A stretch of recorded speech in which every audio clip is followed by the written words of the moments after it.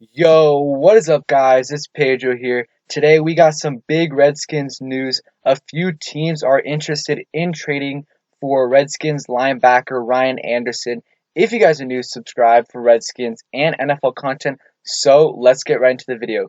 So it was reported earlier today by Redskins Today that a few teams are interested and have inquired about trading for Redskins linebacker Ryan Anderson. So I'm going to talk about that and talk about some potential landing spots for him and what the compensation would be. Would we get a fourth round pick? Would we get a fifth round pick?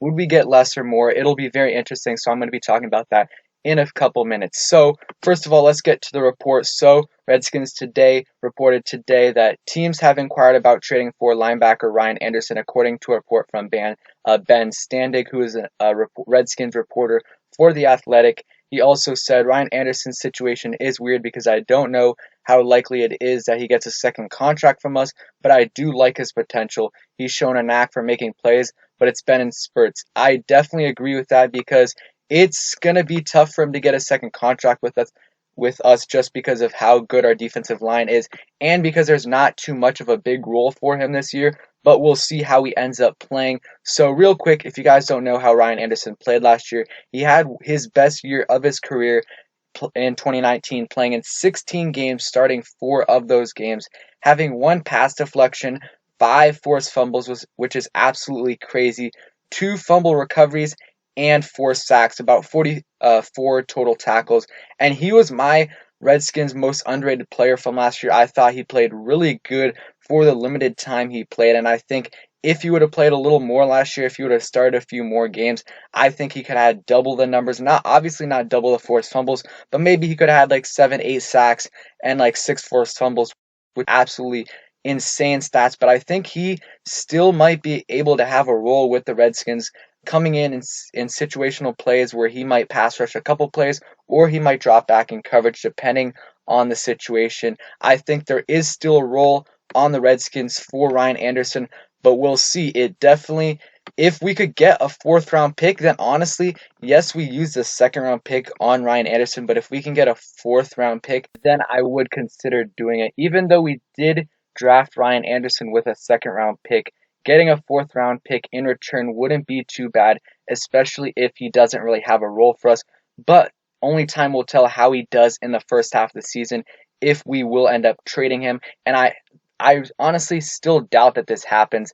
I think he's going to play out this year and we're going to try to re-sign him. It's going to be tough to do that because we have so many players on the defensive line that are going to be expensive, but we'll see if he ends up playing good and see if he gets a second contract with us. So if you look at his contract, it's not too big right now. So if we were ending up trading him, we would save a little bit of money. It wouldn't really matter. It would be about $1.2 million, so it wouldn't be much, but it would help out. And I think if we were to re-sign him, it would be at least $5 million because of the positional versatility. And I think other teams would be willing to get him. And if we can really choose our trade partner, get someone in the AFC East, or not, sorry, not AFC East, just AFC in general, where we know we're not going to see him often, and just trade him there so we don't have to worry about him playing crazy against us, because you always know a lot of Redskins players like Preston Smith, players like that, when they leave us, they play really good. So I just trade, if we were to trade him, just try to get him out of the NFC East, try to get him out of the NFC. And if you can get a fourth round pick, then I would potentially do it. But if not, I would just keep him and see if you can re-sign him after the offseason, because he's still a pretty good player.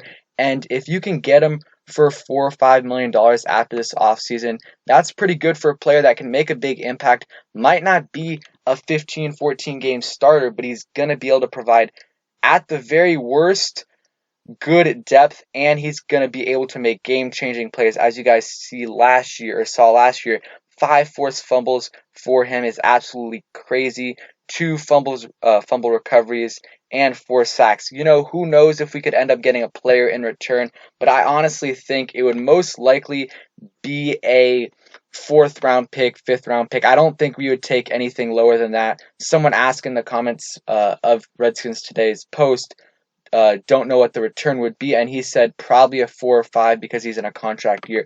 That is true, and we probably would not get a compensatory pick for him, but a fourth round pick for me would do it. Anything less probably wouldn't. But we're probably not going to end up doing that unless he has an absolute breakout year. Let me know down in the comments below what you guys think about this. Would you trade him for anything less than a fourth round pick? Would you trade him at all? And what would the compensation have to be? Because even though he's not a starter, he is still a pretty important piece on the Redskins defense because, like I said, he makes those game-changing plays and he can help out.